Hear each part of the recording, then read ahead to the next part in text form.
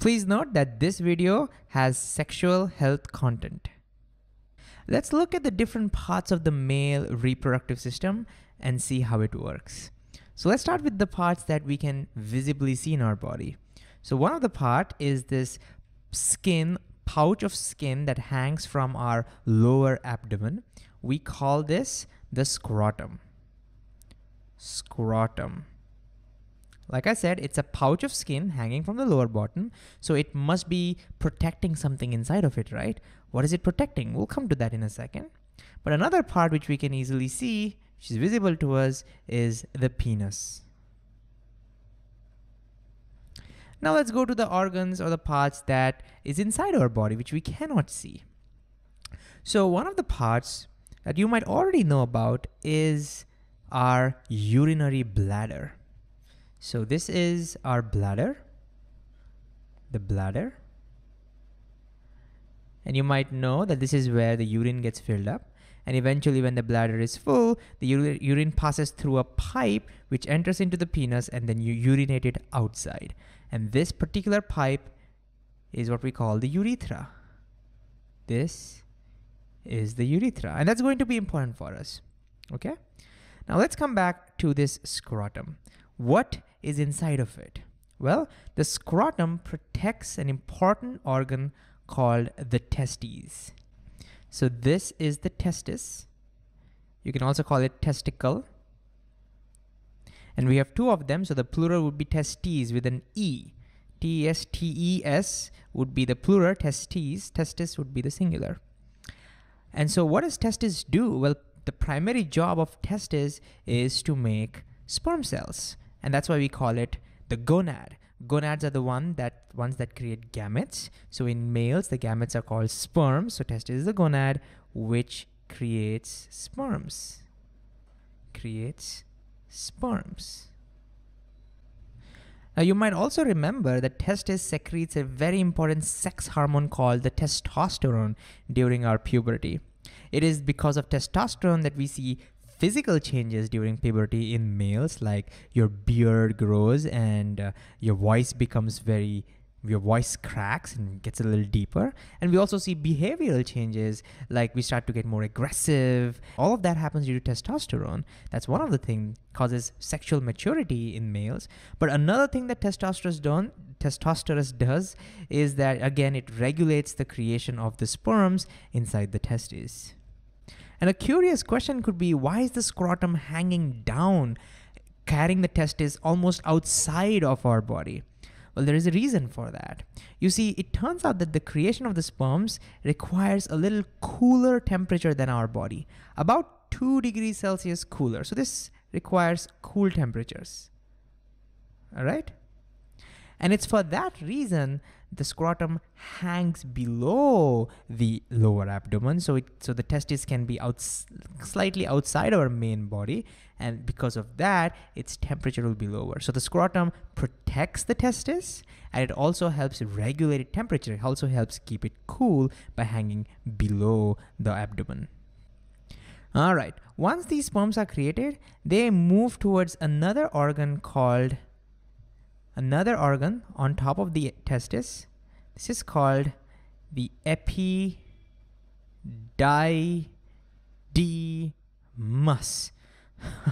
All right, a little hard to spell and pronounce over there.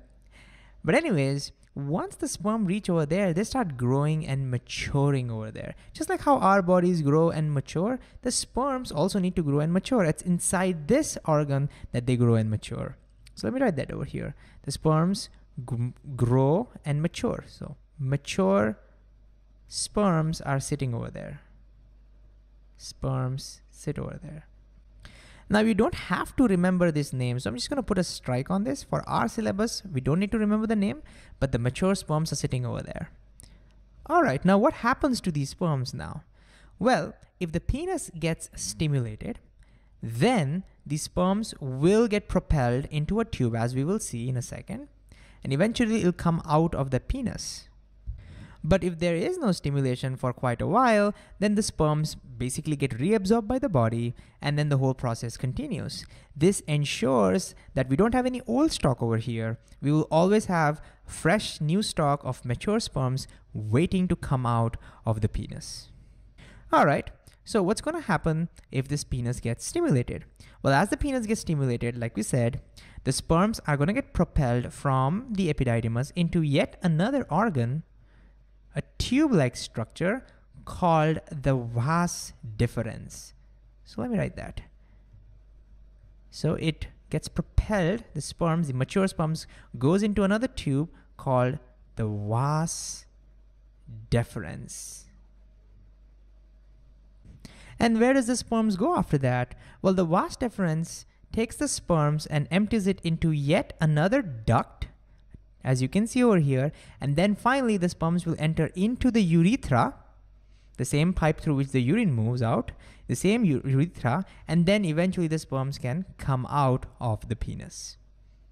Now you might have a small curious question: why does the vas deferens empty the sperm into this duct and then it goes into the urethra? Why not directly into the urethra? I'll answer that in a second. But here's one question for us now. The sperms, once they exit the male body, they have to survive for quite a long time in the female reproductive system. They require energy because they need to move, they require nutrition, and they also need some help in moving. So if the sperms directly come out, most of these things cannot happen and the sperms may not be able to survive.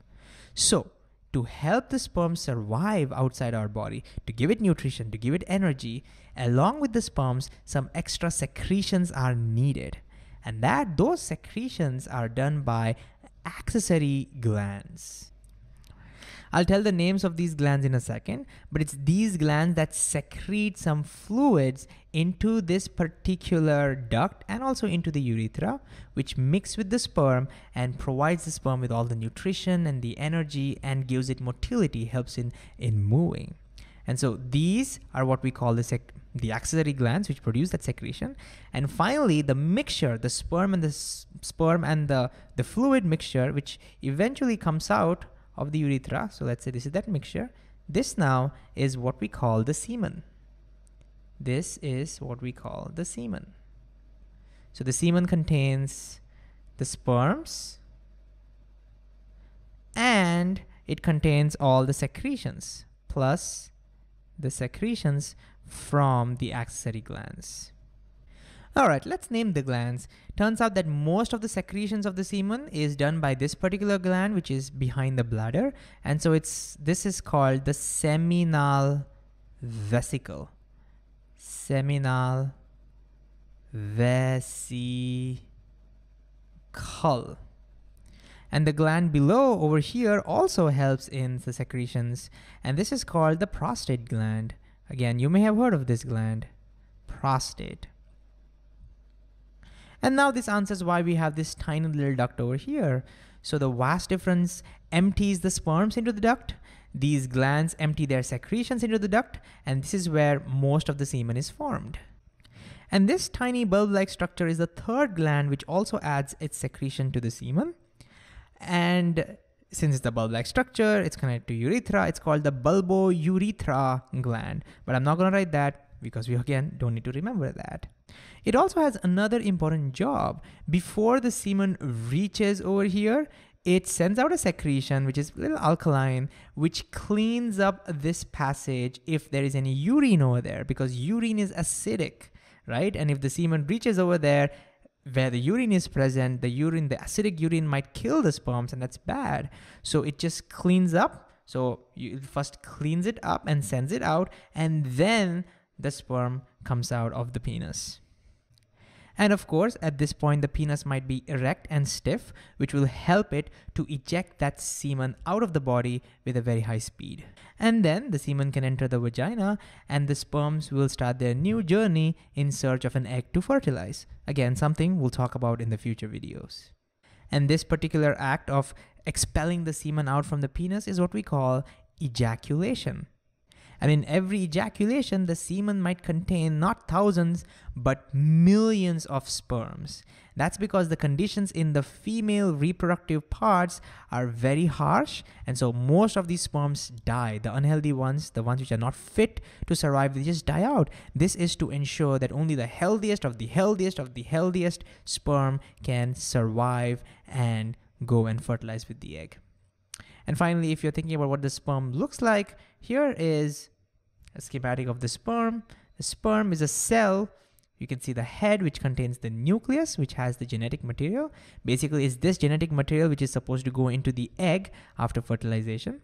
It has a tail, which helps it swim. It helps it move, we can say, inside the vagina and inside the uterus.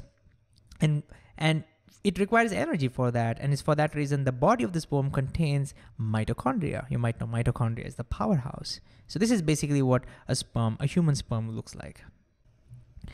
All right, that's pretty much it. Let's quickly go ahead and summarize what we learned. So the testis is the male gonad, which is responsible for creating the sperms. It is protected by the scrotum, which is the pouch of skin which hangs below the abdomen. This also ensures the low temperature needed for the testis to create the sperms.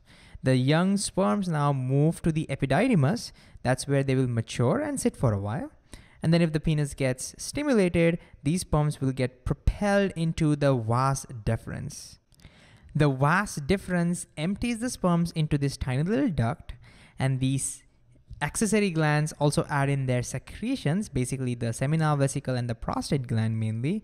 And these secretions help the sperm get their nutrients, get their energy, and help them in motility. And now this forms the semen. The semen eventually comes out of the urethra from the erect penis and gets thrown out with a great speed. And these sperm contains a head which has the genetic material, it has a body which has the mitochondria, and it has a tail which helps it move.